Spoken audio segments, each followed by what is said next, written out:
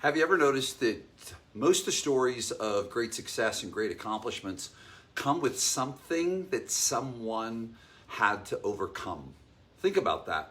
Think about the great success stories, the people that you probably look up to.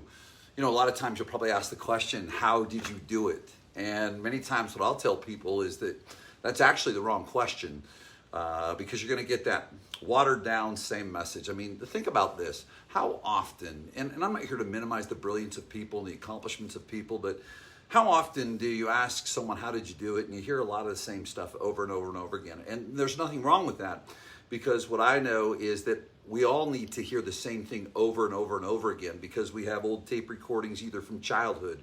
We have old tape recordings from dramas and traumas and self-doubt, etc. We have old ways we did things, and we needed to learn a new way. We needed to learn a new strategy. We needed to learn a new tactic. But here's the one thing, though, is that we're in the not information age, we're in the information overload age. We have too much information. My goodness, I bet you could probably learn how to build the Golden Gate Bridge if you went to YouTube and watched enough videos. Pretty extreme, but I want to make a point to you, is that information and education is not our challenge, right? It's the people that just keep going. Yes, I'm sorry. You know, I think that as I look back over the years, as my memories come through the Facebook feed, and geez Louise, you are a boring guy, John. You say the same thing over and over again. Well, because if you pay real close attention to people that thrive, is they do the same thing over and over again. And what happens when they do the same thing over and over again, they have experiences, they get feedback from it, they find out what works, what doesn't work, they can make the tweaks. But I want to take you back to the first part of this where I opened up in looking at success stories.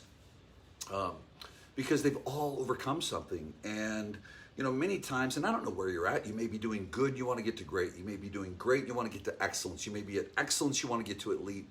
Or maybe you want to struggle. I mean, I think that if you take a look at, you know, the 80-20 rule, that I think there's a larger group of people that want to do more, want to do better. Now, here's one of the things that I've learned is what their number one obstacle is, and number two, what the number one attribute is of someone that continues to thrive, or someone that has built a great business or a great life. And it's called resiliency. I want you to write that down.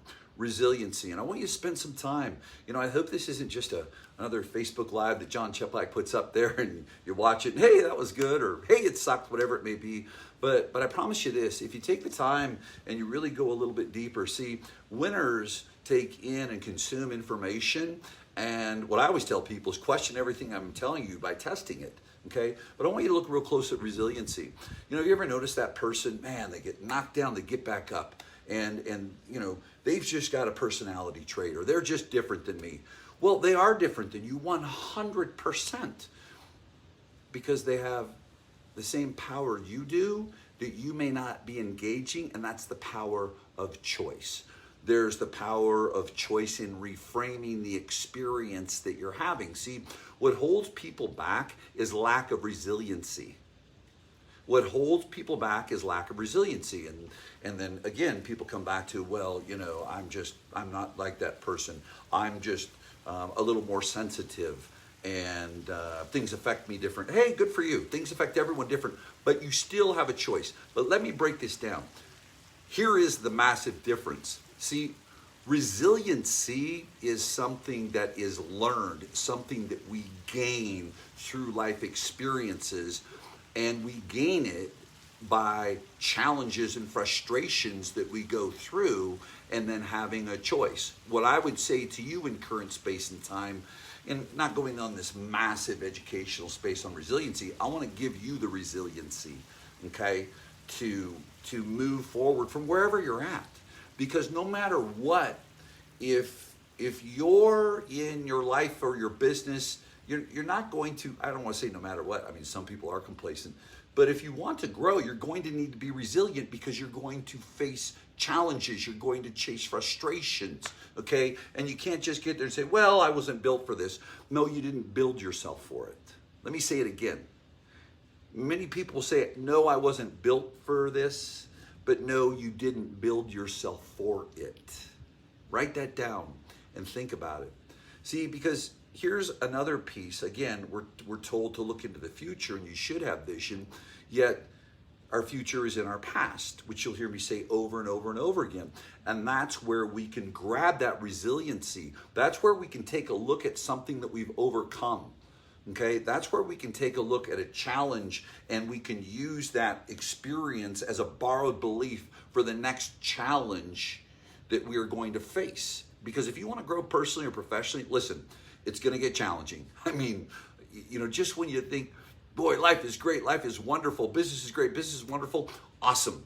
Now, you can make a choice at that point to just stay comfortable. Then, listen, you'll have the normal challenges, but I promise you this, on the path of growth, you are going to face massive challenges. You need to embrace them, but you've got to have the tool of resiliency.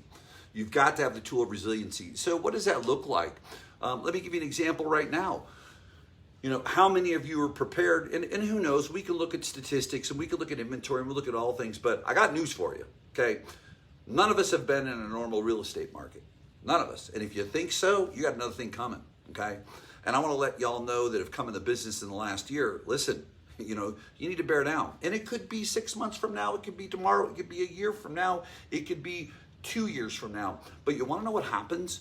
When markets change, because they do, and I've been in the real estate business for 34 years, been on this planet for 55 years in September, what goes up must come down. And this isn't that what goes up must come down, but here's the difference, ready? The people that have constantly challenged themselves, they've made themselves uncomfortable. See, the more uncomfortable you make yourself daily, if it's in the gym, if it's the discipline around your nutrition, okay, that builds resiliency. See, resiliency wasn't given to you. It's something you have to build. It's for me doing another set. It's me upping my cardio. It's me not doing carbs one day. Just little things like that, okay? Challenging myself in my business at many different levels. For some of you, it's challenging yourself to do a video. Do you realize that for many of you watching this, like doing a video will build your resiliency? Probably 80% of you. Okay, it will start to build that resiliency muscle, okay? Because you went through a traumatic experience, and you may say I'm exaggerating. Well, if I'm exaggerating, then how come most of you are not doing video consistently? You're gonna tell me it doesn't work? No, it traumatizes you. So when you walk into something that makes you uncomfortable, okay, and you do it, you're building your resiliency. Again, take a look at, everyone has gone through and will continue to go through challenging experiences in life and in business. But here's the difference. The difference maker is not the person that had the little secret that you didn't. It's not the person that had the little secret that you didn't. It's the person that's resilient. And they build that resiliency muscle constantly. Constantly. You may see that they're the one that can pick themselves back up when they fall down, whether it's for me, it was a problem with addiction, okay? Maybe it's through a relationship. Maybe it's a failed business venture. Maybe. Anyone can go through that and pick themselves up if they then keep a consciousness on their power of choice. Everyone has that power. Their power of choice, and that choice is to frame it. How are you going to reframe that experience that can build your resiliency?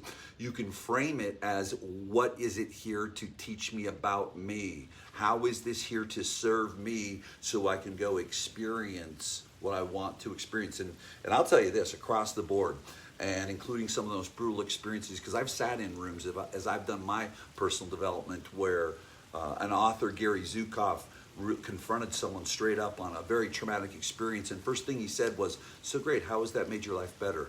And I'm going to tell you something. If you were sitting in that room and watched that happen, you would have just, probably stopped breathing. Because it's a choice we have to look at. See, it's your story that you're going to use as an excuse, or it's your history that shaped you.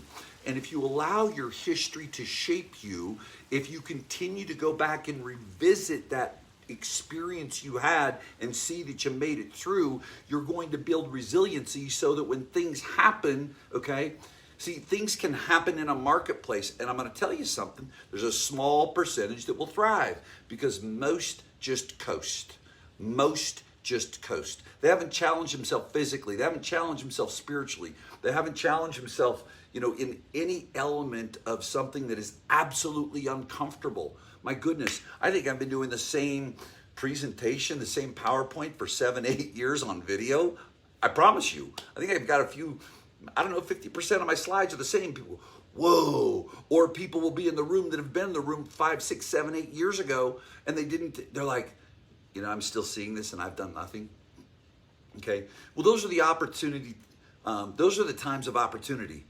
And because times of discomfort are where you're going to break through. See, what I know about people that, I use the term high performance, and let me define that to you. High performance is someone having the experiences in their personal and business life that are better than the ones they had before. It's kind of like potential. Potential to me, you're not born with potential. Potential is getting a result that's better than the one that you got in the past. And then waking up the next day and getting a result that's better than the one you got in the past. Now, here's what I'll close with on resiliency.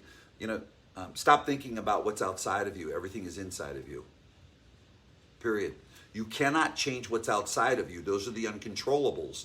What you can change are the controllables. Now, I sit here very fortunate, and gosh, I shouldn't even be saying anything about it. We happen to have a home down in Baton Rouge. The floods hit, and I know that a lot of people are in different situations, and I'm fortunate to have a home here in Vegas that we could get to. But here's what I would say. I don't care, what options you have. I've watched people that have all the options in the world to get out of a bad situation freak out.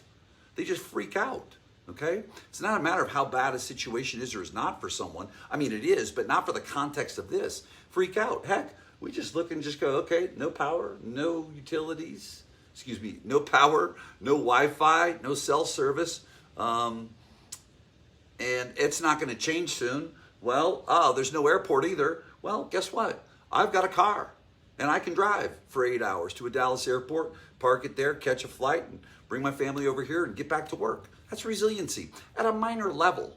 But it's like this moment, many people are paralyzed, or many people go into a victim mode. So what I want to encourage you to do is, the next time, number one, you talk to someone that's successful, don't ask them how'd you do it. Ask them what they overcame. Don't ask them how they got there. Ask them what they had to overcome. Okay? The next thing that I want you to look for is I want you to look for something that can really, really challenge you. Okay? Face it head on and just charge at it. And my promise to you, it's going to be uncomfortable. Okay? But you want to know what you're going to do when you charge through that?